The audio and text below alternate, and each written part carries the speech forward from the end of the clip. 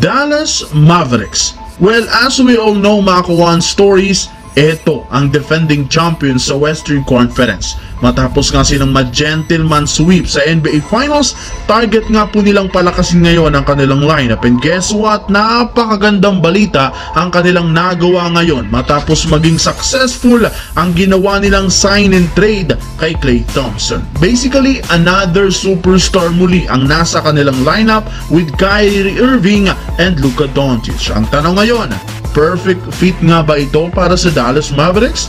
Sino-sino nga ba ang mapapabilang sa kanilang starting five? Well, tara't pag-usapan natin yan at talakayin ng balita nga nag-offer na ang Lakers sa kanilang bagong superstar na target ngayon. Sino kaya ito? Pero bago yan, please don't forget to hit the notification bell at mag-subscribe sa aking channel.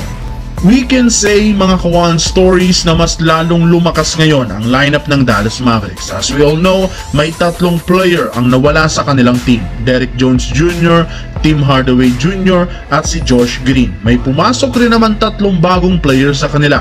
Quentin Grimes, Naji Marshall at si Klay Thompson. Basically, much better offense ang kanilang nakuha. Kilala rin naman natin si Quentin Grimes, isang wingman shooter.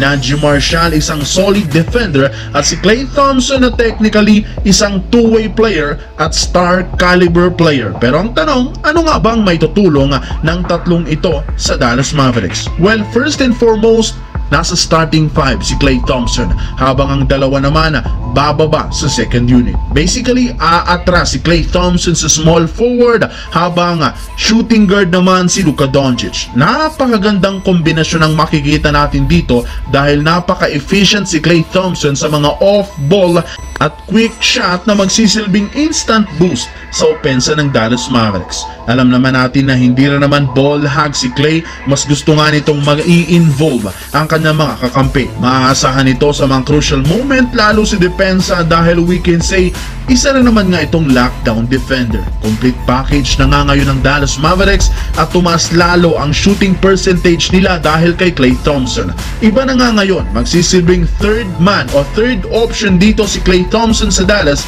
at aatras rin naman sa power forward si PJ Washington. Kaya overall, Kyrie Irving sa point guard, shooting guard si Luka, small forward si Klay, power forward si PJ Washington at sa 5 naman si Daniel Gafford. Anong masasabi nyo dito mga kawan stories?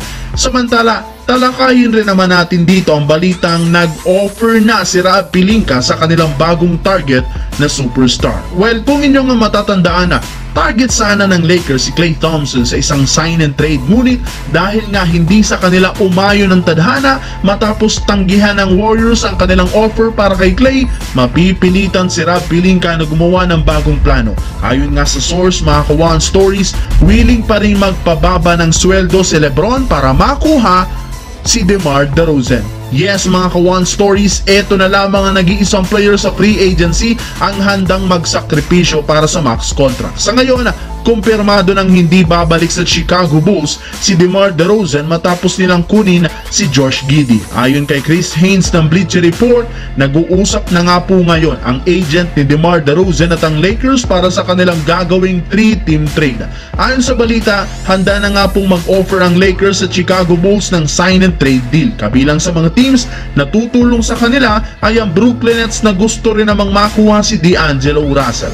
Si DeMar DeRozan na lamang ang pinaka-best of fit ngayon na available sa free agency para maging katandem ni na LeBron at Anthony Davis.